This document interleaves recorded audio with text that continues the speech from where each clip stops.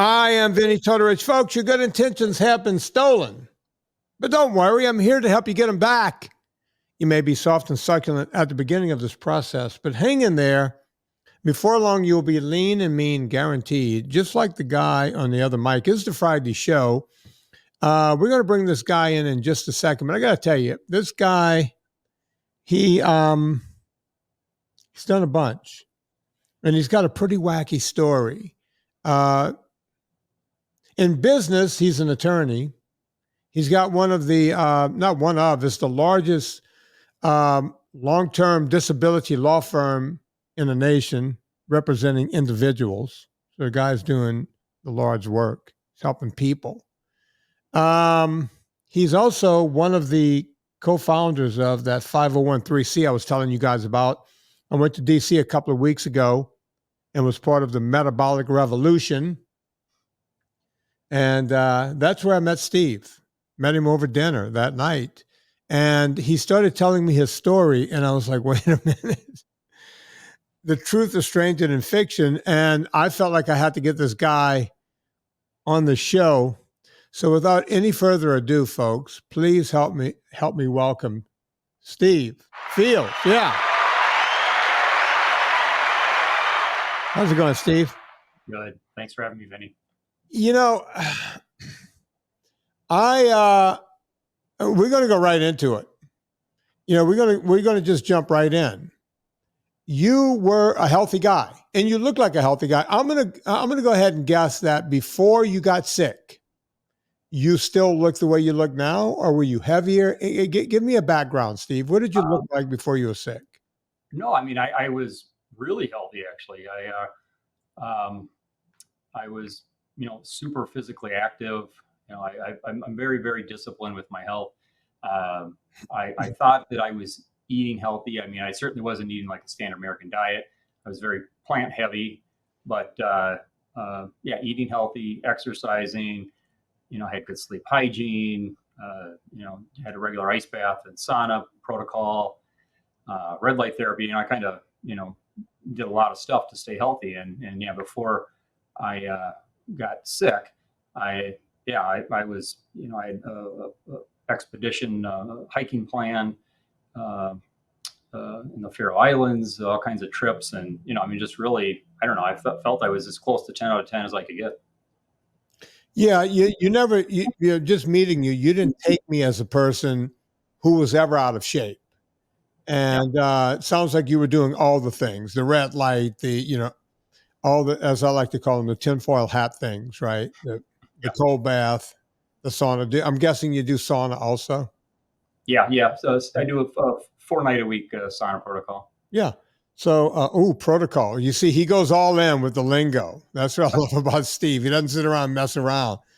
But yeah, you were doing all the things. And just like me, full disclosure, I went in and got the Shingrex shot. Now, I will say this about the Shingrex shot. Am I hearing music in the background? Yeah. I feel like I'm hearing Sanford and Son. It's supposed to be on Do Not Disturb, but yeah, must have broke through. So full disclosure, I had the Shingrex shot and I wasn't ever planning on getting it. But then I had a friend who got shingles and he got it bad. And it wasn't that it wasn't so much as, all right, he got it bad, he's going to get over it. He had it a year ago, more than a year ago, and he still has what's called post-herpetic neuralgia. The face pain, all of it, still there. And this guy is, this is a tough dude. This guy doesn't complain about anything. He's been on medication dealing with that for well over a year. So when I went to my doctor and I said, hey, listen, the Shingrex shot, I was never going to get it. But now watching a guy who's literally in pain, he could go on disability if he wanted to, but he chose not to. Nope. Right? I got to get this shot right now. So I had the first round of Shingrex everyone said, "Oh, you're going to get a little sick." My wife had it like the year before. She goes, "You're going to get a little sick," and I didn't get sick at all. I felt it where it was shot in my shoulder the next day. It felt like someone gave me a frog. Just hit me really hard in the arm. No big deal. And then a couple of months later, I realized I had to go back on chemotherapy. So I haven't had my second Shingrex shot yet. All right. That's my story with Shingrex. I'm waiting to be cleared of all my blood work before I get the second round. You tried doing the same thing, right, Steve? Yeah, I mean, it's one of those things where so I'm 54, and once you hit 50, typically that's when they start to recommend it. My primary had recommended it, and I'd heard some of the nothing personal, but some of the same stories, and I looked into it, and I thought, this looks safe. I'm at the age, and trying to be preventative. I like to approach my health from a preventative standpoint versus reactive as much as I can. So that's when I decided, yeah, I'll just go in and get it, and that's what I did. So you didn't have the normal outcome as everyone else, right? My what I've always heard, and you might have heard the same thing, you get a little sick on the first one. On the second one, you get more sick. You might even be bedridden for a day. My wife had both of them, but my wife is British, and they're tougher than us. They're like, stiff upper lip, and oh, come on, it's not that bad, and they'll just push through anything. So she had that program going for her, the British program. I was like, all right, no big deal. You'll be sick for a day, because I saw what happened to my body. And I'm like, I'll take one day of feeling like crap over that any day of the week. Yep. Right. Now, folks, I'm not a vaxxer, an anti-vaxxer. I know we're talking about a vaccine here. So everyone's mind going to go to, what vaccine do you think they're going to be thinking about there, Steve? Yeah, the thing about COVID, I wish it wasn't. Because everyone was either on this side or that side. And I still don't talk about COVID because I don't think it does any good. You want to talk about COVID, there's a million podcasts. Go find one. Not here. So we're not talking about vaxxing or anti-vaxxing. We're just talking about what happened to Steve Fields. Steve, you took the first shot. Yeah. I just had. I never had the second, but yeah, I got the first shot, and it was in the 10 o'clock in the morning on a Sunday, and then I started having some issues later in the day, or in the evening actually, and not really just site pain, but just kind of feeling lousy. But I thought that can be a normal thing with the vaccine, is your body's kind of getting ramped up, and then over the course of the next 8 days, I continued to get worse and worse, and just felt sicker and sicker. And maybe I should have gone to the doctor earlier, but I always I'm kind of an optimist. I'm like, okay, well, tomorrow's gonna be better. But eventually, I think it was like day 8, I was in such rough shape that a nurse actually came to me, a couple nurses, and did some blood work and all kinds of stuff, and they said, you need to get to the ER. And so I was hospitalized at that point, and basically I had systemic inflammation that affected my lungs, heart, kidney, liver, and gallbladder. So I had pulmonary embolisms, my troponin levels shot up in my heart. I didn't have a heart attack, but I had developed a heart arrhythmia. Kidney function went down, my liver enzymes went through the roof, and then my gallbladder was enlarged and thickened and all that kind of stuff. So then I was in the hospital, hooked up to all kinds of stuff, and just in pretty rough shape. But it was just kind of amazing that I wasn't expecting. I was expecting maybe I felt a little off after it, but not that I would have such a systemic reaction to it. Obviously not a common reaction. I mean, personally, I've never heard of anyone having that reaction. You being an attorney and having access to figuring out anything, did you ever look into it? I'm not talking about from, hey, I'm going to go sue whoever made this thing, but did you ever look into it and try to figure out how often something like this might happen from the Shingrex shot? I did, and that information's, it's a little tricky to kind of find out good stuff. I didn't really find a lot, but I mean, one of the maybe frustrating things, even though I got good care and I was in the hospital, but one of the frustrating things in terms of looking at myself as, kind of an informed consumer is even with what happened to me, what happened to me was never reported. I'm not making judgment on that one way or the other, but I think that, maybe it is a little bit more difficult to find out, are there other people like me that had something similar? I don't know. I don't think the reporting is great, for these kind of reactions. So there's really no way to find out. So what happens? You're in the hospital. You have these not embolisms, but Yeah. pulmonary, basically fluid and embolisms. It sounds like, right? Yeah. Clots in my lungs. Yeah. Yeah. How long are you there? Do you start to heal? What's going on? What are you have to be scared shitless. What are the doctors saying? Yeah. Well, I mean, I had so many doctors, and it is a bit of a blur because I was on so many medications, and I was also in pain too. Um, and I mean, I think it was day 5, maybe when I was there, and they were still trying to figure out what was going on because all my blood work was screwed up, my white blood cell count and everything. So at one point, they could not figure out what was wrong. They kept thinking I had some rare infection or something else, and then my labs were so off. They thought, well, maybe I have cancer. And so I think it was day 5. They did a bone marrow biopsy on me, which is an interesting procedure. Um, and at that point, they still didn't know. And then, and I said to myself, I'm like, I just want to go home. I mean, being in the hospital, anybody that's been hospitalized can probably relate to this. It's not, even though you're getting the critical care that you need, it's not a healing place. I was in a shared room, lights on 24 hours a day. And I felt myself just not getting better. I wasn't getting worse, but I wasn't getting better. Right. Couldn't really eat.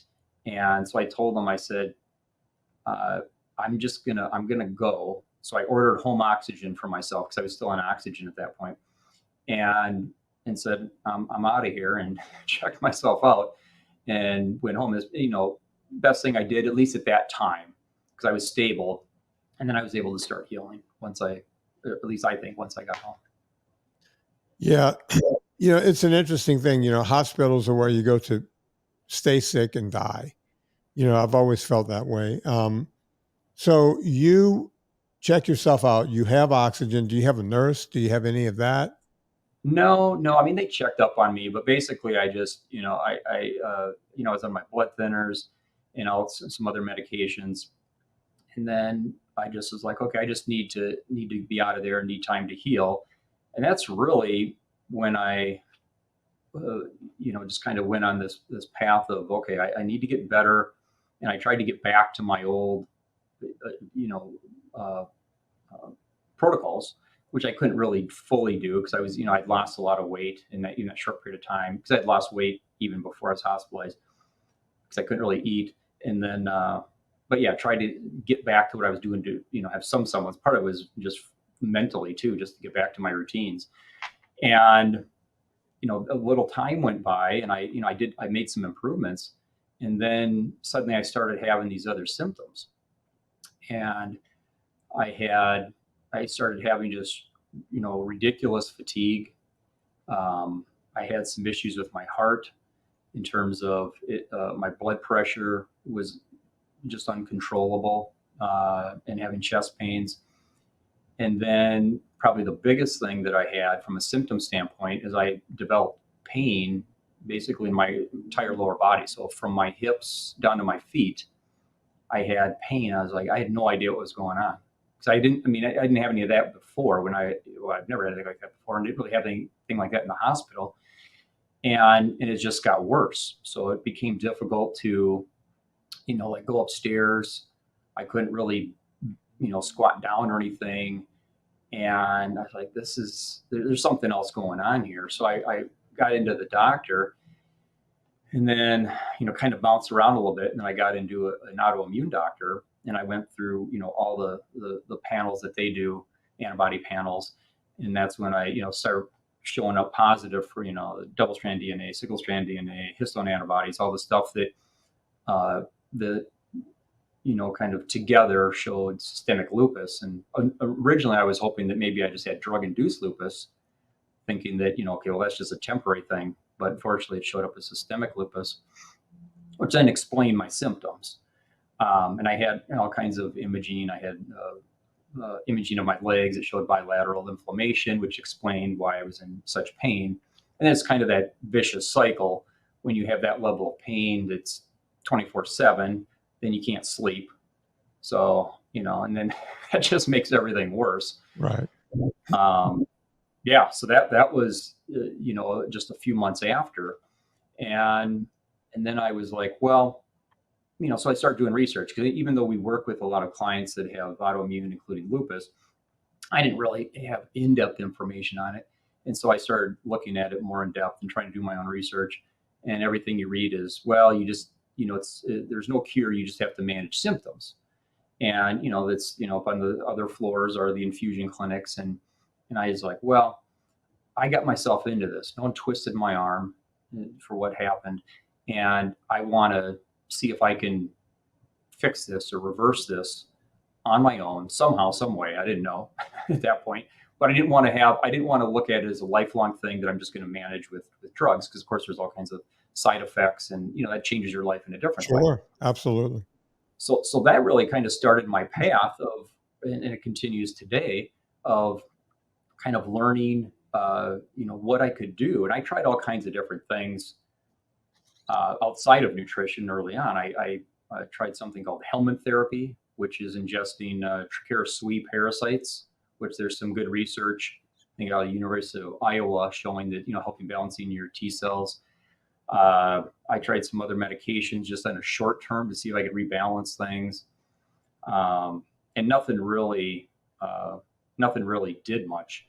And so I continued on my journey, and it's like, okay, well, let me just see what else is out there. And that's when I started to get connected with, people like yourself and other people in the health and nutrition space. And I really kind of just became a student, and I realized I didn't know as much about nutrition as I thought I did. I thought I was eating healthy and really kind of just nailing things from that perspective. But I was really looking at the wrong information. At least that's how I feel about it now. And, I started reading more books and getting basically just kind of being a sponge. And what I eventually settled on, or said, thinking that this might help, is I made, at least from what I was doing prior with my diet, which again was, I think, very healthy, but it was very plant heavy. Kind of, I was a vegan for a while, and I kind of didn't completely shake the thing of that plants are going to heal everything. And so I still was very, very plant heavy. I went and did just like one day I pulled a lever, and I went to an animal-based diet, and I just went in all in on it. Well, Steve, let me ask a question right there, because if I'm thinking it, the audience is obviously thinking it. How long were you a vegan, if you don't mind? Not long. I was super, super strict. I was only a vegan for a year. I probably would have done it longer, but honestly, I felt so lousy. I had trouble maintaining weight, because I'm very active. So I had to get, close to 3,000 calories a day. I found that next to impossible to do, at least in a healthy way. My testosterone tanked, and, in general, I felt lousy. And so at a certain point, I'm like, I don't know if this is the way. Well, let me drill down a little more. When you were vegan for a year, what did it look like? A lot of grains? You have to eat something. Was it a lot of vegetables? What are we doing? What did you do? That was the challenging thing for me, is I didn't do a lot of grains, and I did a lot of vegetables, but it's just not calorie dense. So I had to eat just such a massive amount to get enough calories that I always felt uncomfortable. Right. And then I had to get to enough calories. I had to add lots of things. I don't know if, I think other vegans maybe do this that are very active, like a lot of higher calorie oils, nut butters. I mean, in a huge scale, I was eating 3 shakes a day. I mean, just the supplementation, everything I had to do. I guess in retrospect now, I look at it as like, that's just not a natural way to eat. But that's what I had to do to be super, super strict. Right. And just felt uncomfortable and just not great. So when you weren't a vegan, but you were still high, you said a lot of vegetables.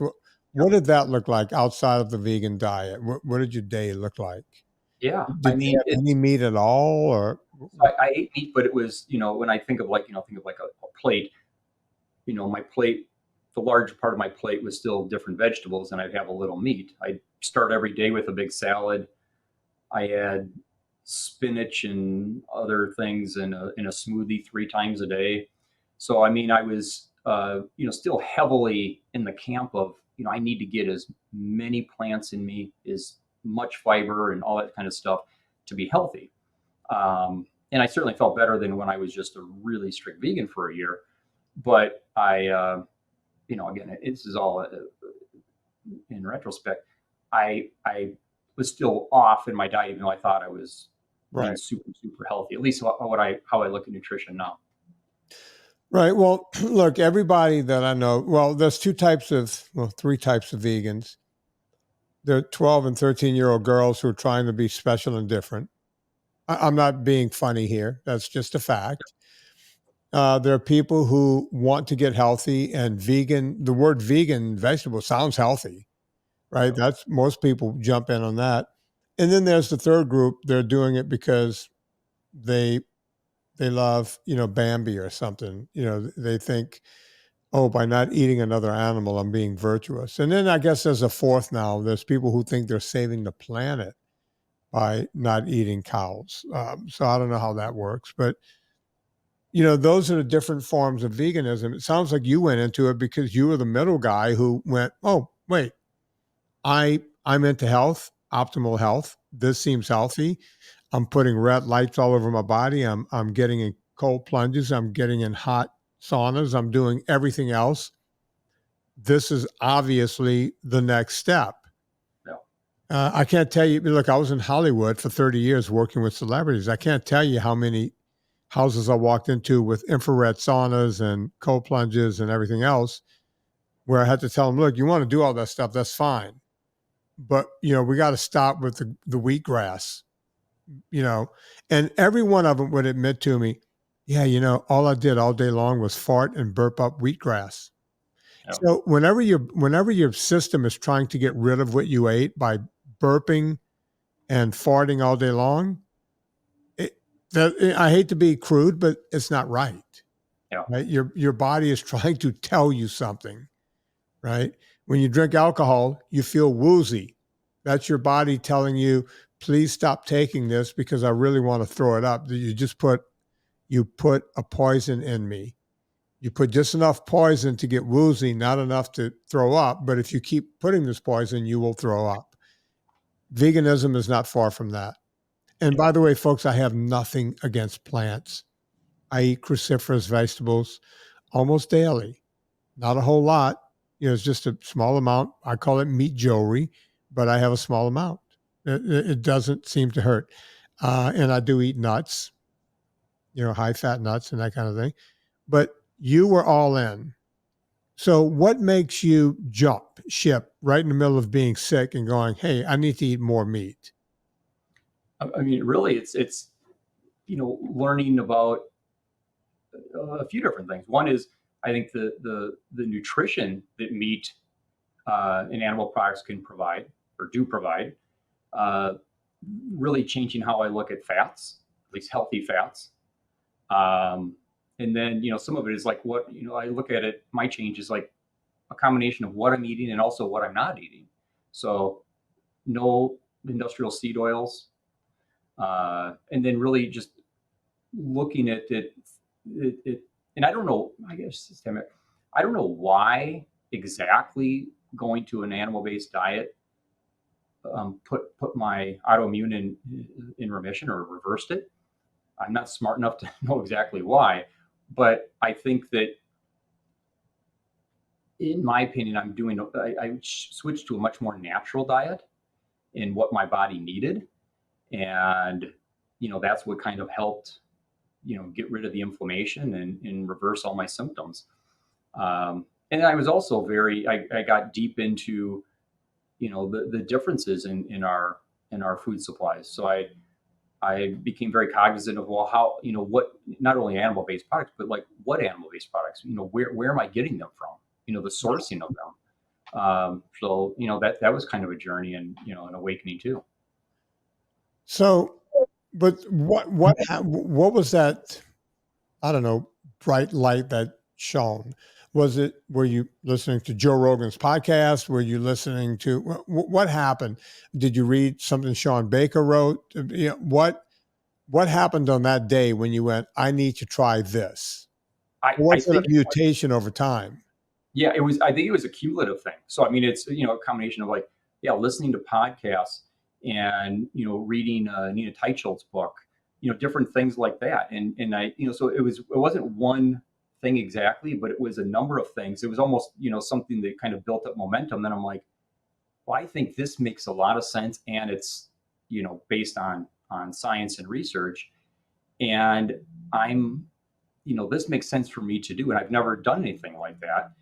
And yeah, so it's a cumulative thing. It wasn't just a one seminal moment that switched anything for me. Yeah, it's funny you mentioned Nina. As you now know, Nina and I are very close. My book and podcast came out, I want to say a year or so before hers. But as soon as her book came out, I started bringing her on the podcast way back like 10, 11 years ago. And still today, when people say, hey, do I need to read your book to get healthy? It's like, no, you're better off getting my PDF for $10. But if you want to know where the science comes from, go read Big Fat Surprise by Nina Teicholz. Yeah. And they'll go, oh, so wait, you said someone else's book? Yeah. And as a matter of fact, if you want to go one step further, my good buddy Gary Taubes wrote several books, but go read the second book, Why We Get Fat and What to Do About It. Those two books alone, if they don't convince you to change what you're doing, you're never going to change. And then I could go down the road and mention tons of other books, right? Yeah.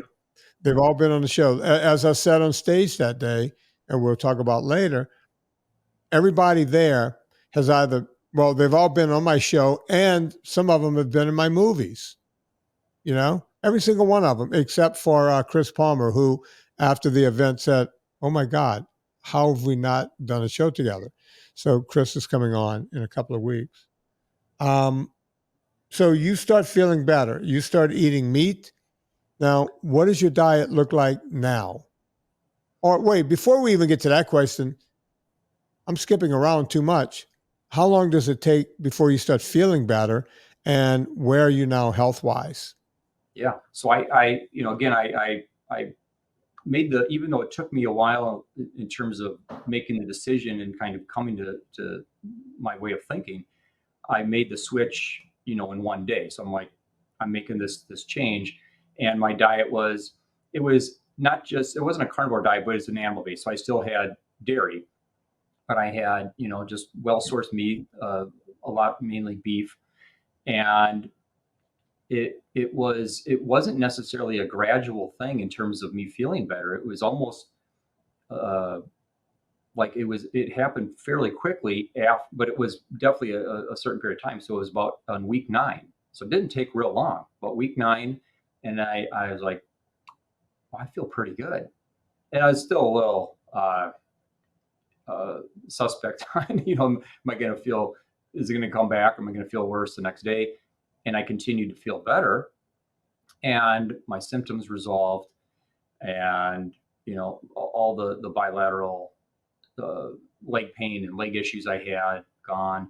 I mean, the fatigue that I had was so bad that actually at the office here, we switched my afternoon appointments to the morning because I was so tired in the afternoon, and then I had stopped driving in the evening because I was that kind of crushing fatigue. Yeah, that resolved, and yeah, that was 9 weeks, and so I continued with the same diet for a while, and then I was like, okay, I felt a little bit more confident that this is that I'm better, and so if we fast forward to like what I'm doing now, it's very similar, except I've added in, and again, I'm not anti-plant. I've added in, some plants. So I'll have it's still very animal product heavy, still meat heavy, but I'll have, and again, I'm very structured with my diet. So I'll have a cup of berries a day, and I'll have some nuts. I like peely nuts. So I have 30 grams of peely nuts a day, 15 grams of macadamia nuts a day. And then at dinner, I'll have, maybe some avocado or a little asparagus. So that's kind of my diet. It's pretty simple. And, it's the best that I have felt. And I can't remember if we talked about this before, but one of the effects that I've noticed is from a mental or a cognitive standpoint.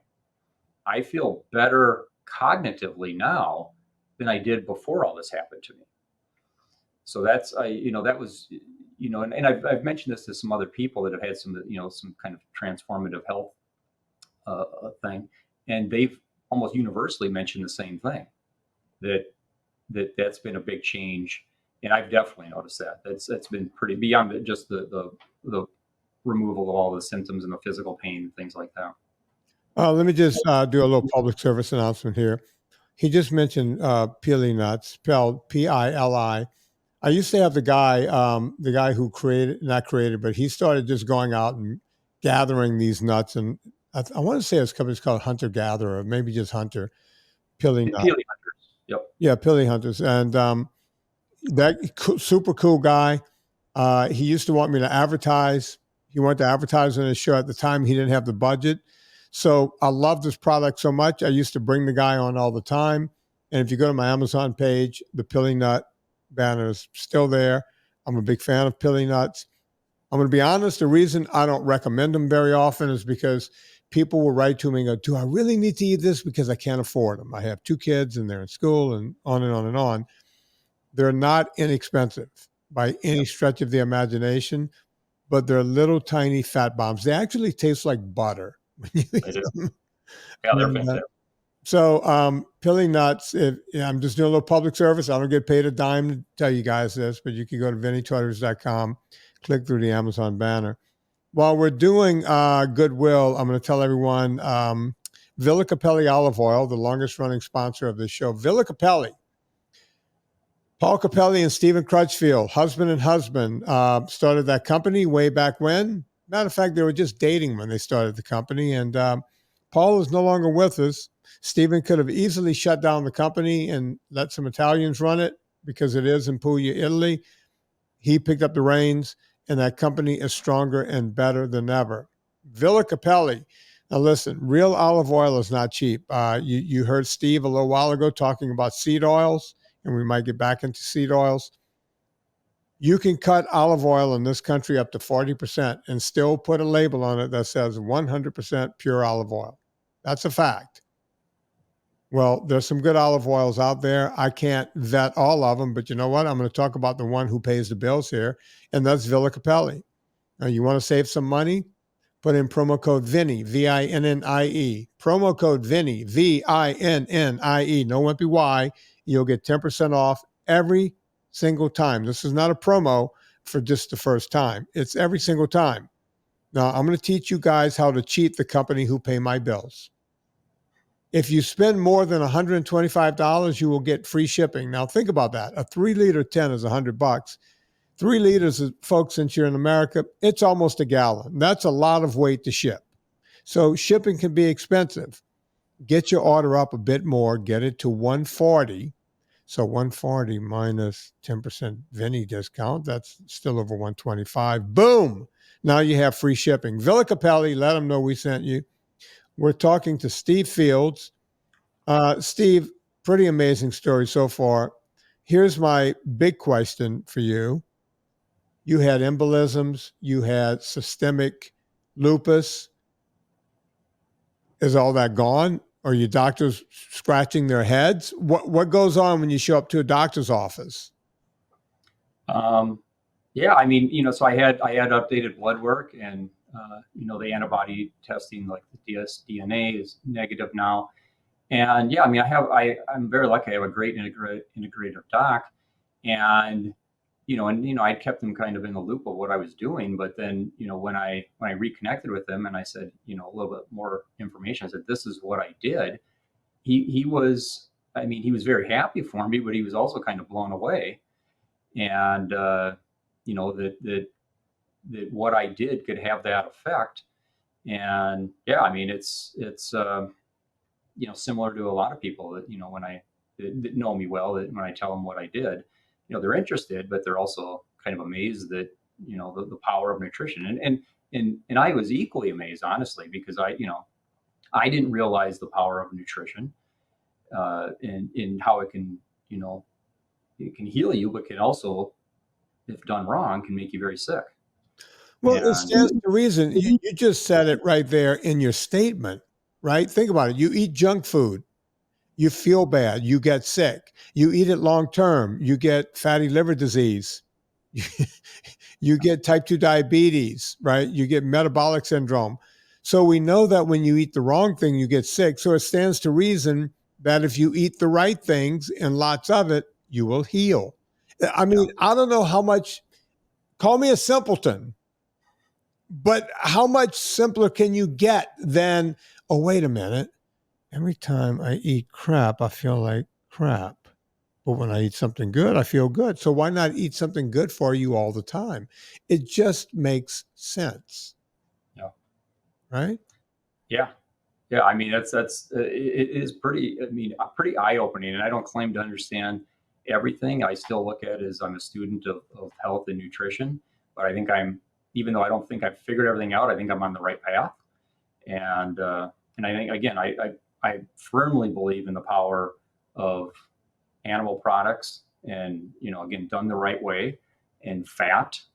And I don't worry about, uh, you know, saturated fat and cholesterol. You know, I think of things so differently now. I look at those things as very helpful and healing.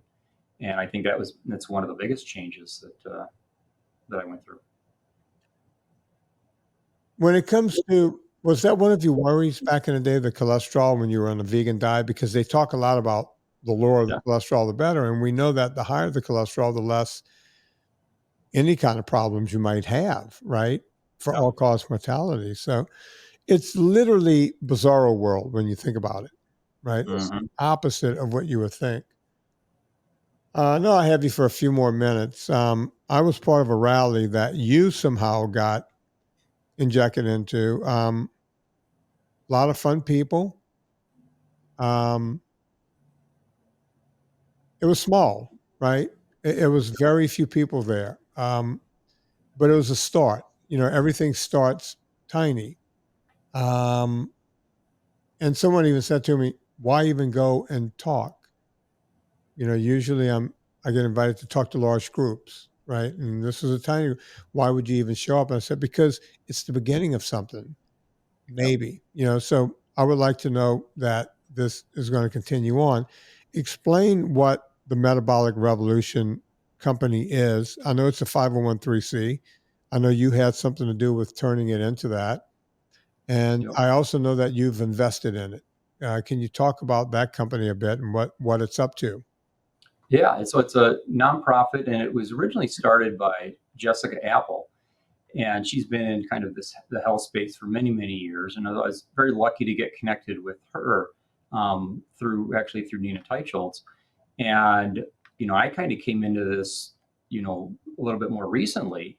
And after everything that happened to me, I had decided, because you know, as I mentioned, as I entered kind of the second curve of my life, I wanted to do something that had a bigger impact and even deeper meaning to positively impact people.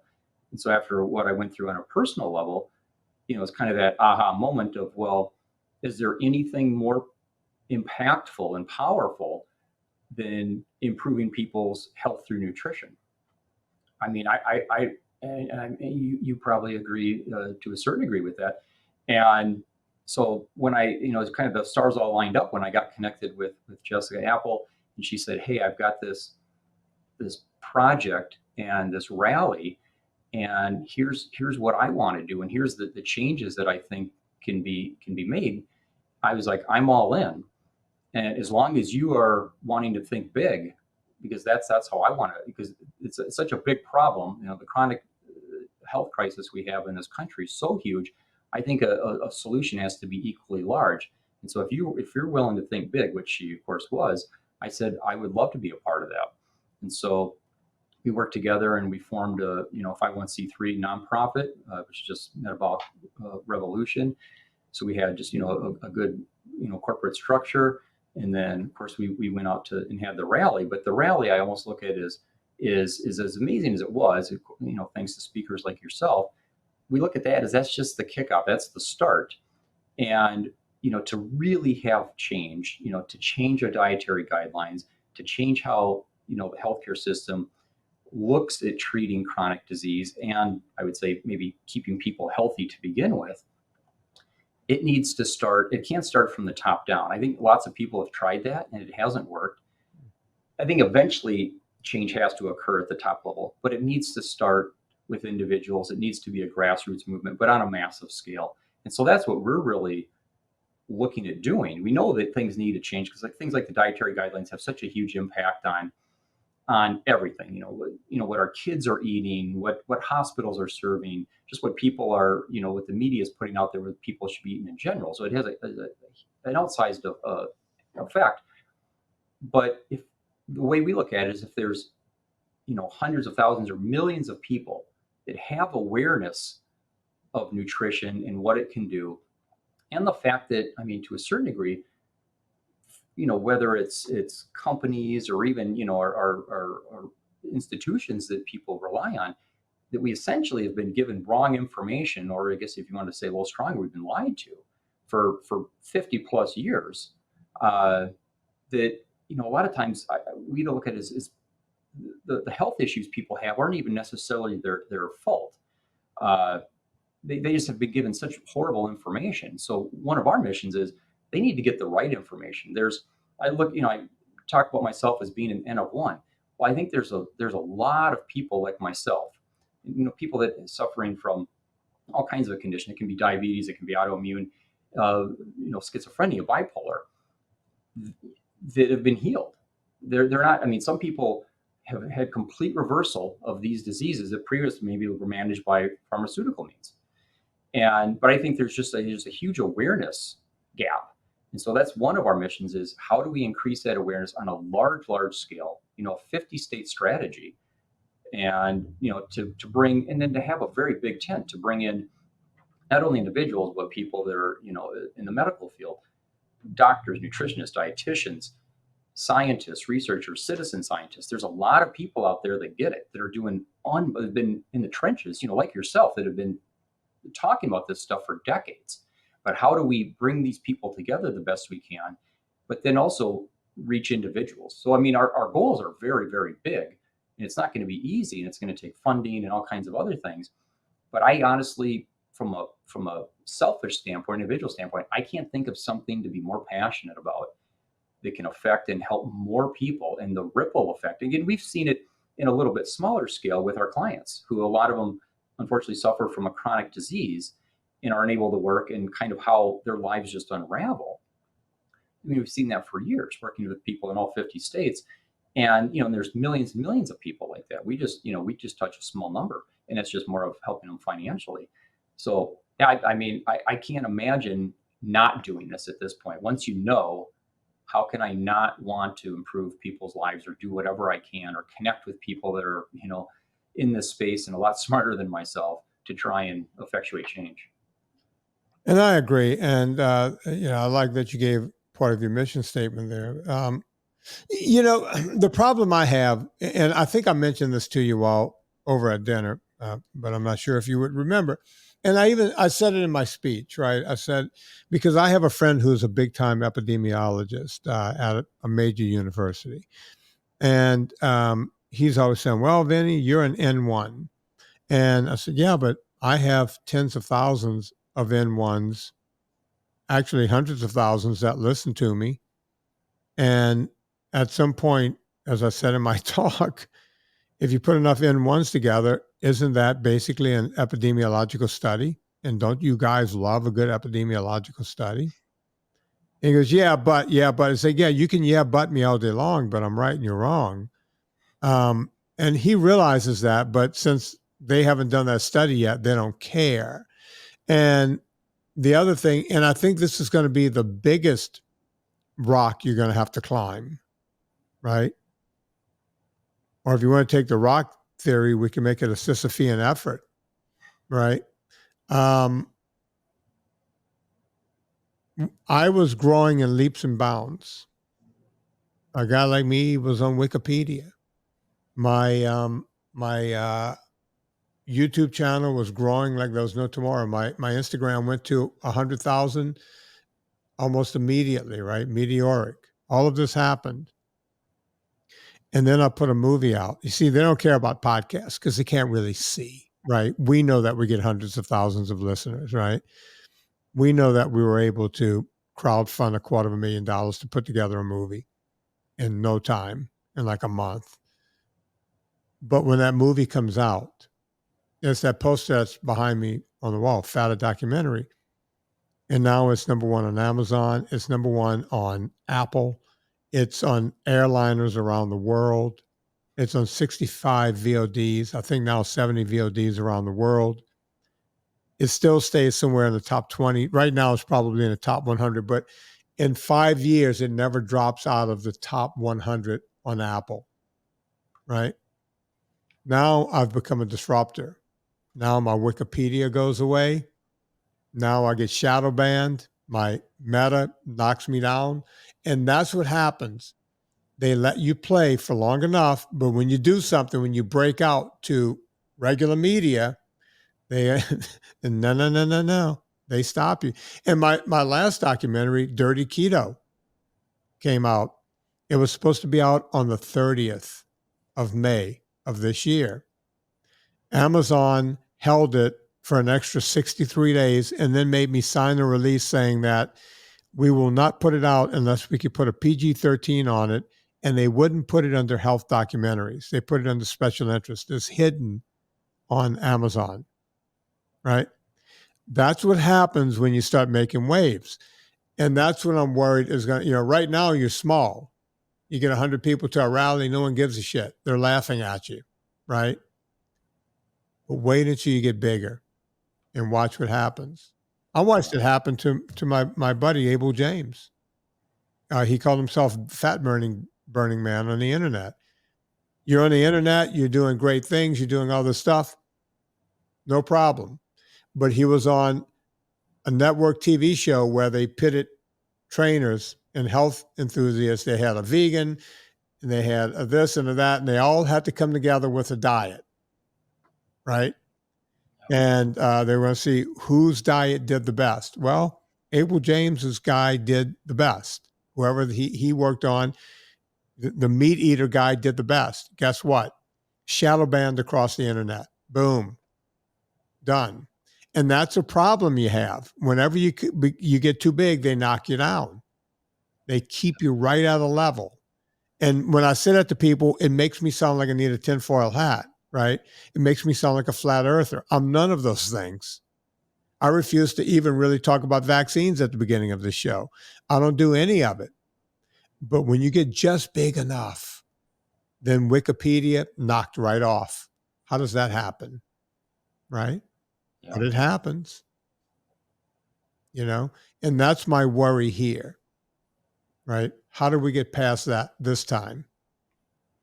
Yeah, no, I mean, it's, and we kind of talked about that a little bit at dinner. It is a concern. And that's why I think one of the, we don't have all the answers yet, but I think one of the strategies is really connecting with people around the country. And I'm not saying that that's going to, cure all the problems, but really looking at it is how localized can we have this throughout the country too? And I think, it's a tall order, but I think that having a groundswell of awareness in people that are fed up with the current system, and hopefully then it's millions of people that can provide that upward pressure. And that's the only way I see that. You're right. It's the only way it's going to happen, because right now you're combating big food, big pharma, right? And if every state in the union, if people go to their senators and representatives and go, "Hey, we want to see a change," and they go, "Who are you?" I'm the guy that wants to do the good thing. And it's like, wait a minute. Unilever is paying my bills. Nabisco is paying my bills. Purina is paying my bills. What you got? You got something you're going to pay my bills? The answer is no. And when the answer is no, the answer is, how do we get there? And that's the problem that plagues my mind every day, right? I just put it in simple form for the audience, but that's the way it happens. Yeah. Right? I always use the NRA as my example. Right? People go, well, wait, how do you use the NRA to explain what's going on with health? Think of the NRA. It's one of the biggest lobbyists out there. And every time the Democrats always go, hey, we're going to get guns out of here. We're going to get rid of guns. Guns are going to, AR-15s won't exist anymore. Okay. We've had, let's see, ever since Reagan was shot, that was the last time a gun law was passed. It was called the Brady Bill, and that was done on the right. Okay. Since then, we've had 8 years of Clinton, 8 years of Obama, that's 16, and 4 years of Biden. That's 20 years of Democratic lead. Not one gun bill has been passed. Why not? Because the left gets as much money from the NRA as the right. They just don't talk about it. And that's the same problem we have with big food and big pharma. We're up against that. Think about that. And, again, call me crazy, but I'm not wrong. I can't be wrong on this. Agree, disagree? Any thought? I completely agree. It's, it is, again, it's a huge mountain to climb, but, I think that for one thing, and I think you'd agree with this, it's still a fight worth fighting. And, we don't exactly, have the game plan figured out to make this happen. But I just in a general sense, I do firmly believe that if we can get enough people around the country because what companies and politicians and the government do care about is if there's enough people that are interested in something, that are voting with their wallets, that are voting, that can create some change. But it has to be, that's why I think it has to be done on a massive scale.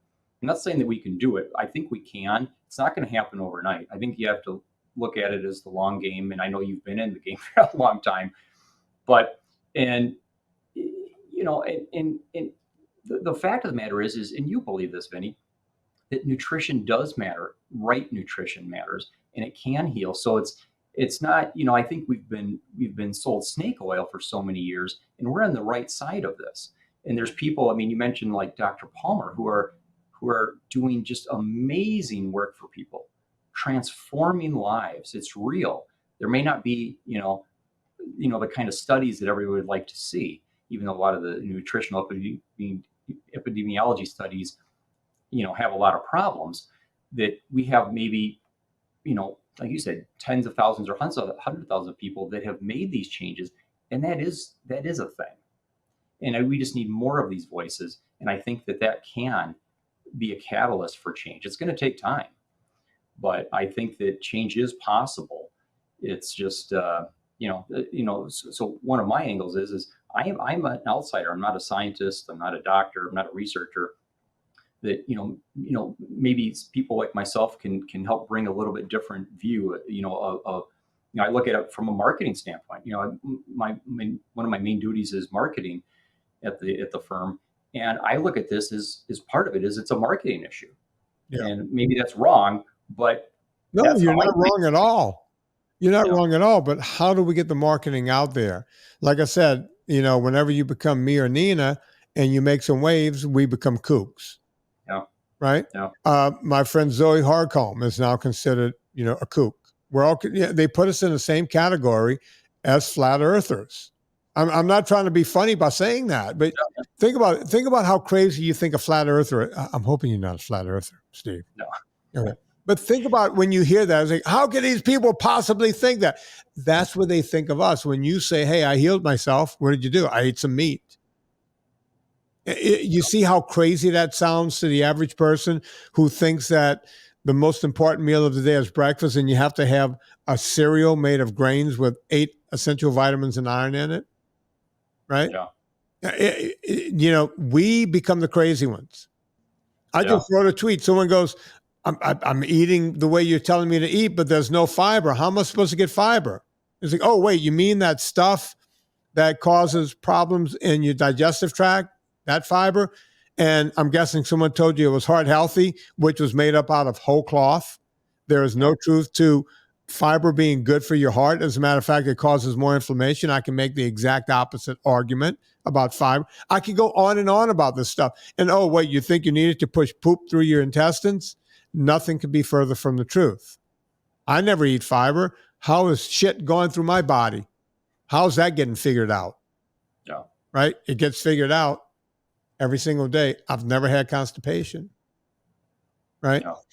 It's just crazy, the things people think and the paradigm shift. Look, I'm hoping it comes in my lifetime. I'm going to keep working until I die. Right? And I'm hoping it comes in my lifetime. I'm just not sure it will.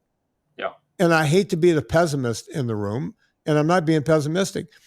And, it was asked at the dinner the other night, and I always stay out of politics on this podcast, but it was asked at dinner the other night. And I said, look, someone said, is there anyone in the government right now that can affect change? And I said, well, it's not going to be popular around this table, as I'm looking at my friend Georgia Eads and her wife and all these people. I said, but there's one guy there who's talking the right game, and that's RFK. Right? Yeah. There's one guy out there, and people, oh, RFK. And when you even say RFK, that becomes people just go nuts. It's like half the people love him, half the people hate him. I'm told his own family members don't like the man. Yeah. But when you ask me, is there anyone there doing anything? Yeah, there's one guy, but no one likes him. Again, they think he needs a tinfoil hat. They think he's a flat earther. He's just at a higher level than the rest of us, right? Yeah, it's unfortunate. Yeah, but that's where we are, right? That's where we are. Steve, any final words before we go? No, I mean, I greatly appreciate the opportunity, and I still am as motivated about anything I have been in my life. And I know you've been in this at a long time, but again, I look at this as a mission that's going to take a lot of years, but I can't think of anything that's more important right now to impact people. And so I'm going to keep fighting and do everything I can. Steve, the only reason I'm still doing this is just to see what's going to happen next. Hang on. I got to wait until the podcast ends and it's got to upload and all that crap. So don't go away. And I want to say goodbye to you off the air. Folks, you know what to do. We all go shopping on Amazon. Before you go to Amazon, go to VinnieTortorich.com. Click through the banner. It puts coal on the fire, gets my train down the track, and we're able to keep this show free for a gazillion years in a row. Come on, folks. We're almost at 2,600 podcasts. Who would have ever thought that? Anna Vocino has a new book out, Eat Happy Italian, and you can find that in the Vinnie Book Club over at VinnieTortorich.com, so you can check that out. Steve, can they find you anywhere? Can they find your group anywhere? Yeah, we're trying to broaden our online presence, but right now our website is metabolicrevolution.org, and we're trying to increase our presence on social media. So we're on X and other platforms, but we're gonna be expanding that quickly. Go check out what they're doing, folks. They're doing the Lord's work over there. I'm a big fan. I was part of their rally, and it was pretty exciting. Let's put a little music on the way out. I'm feeling excited, so we'll play this on behalf of Steve Fields. My name is Vinnie Tortorich. Put life into living and do it with one Mr. Jethro Tull with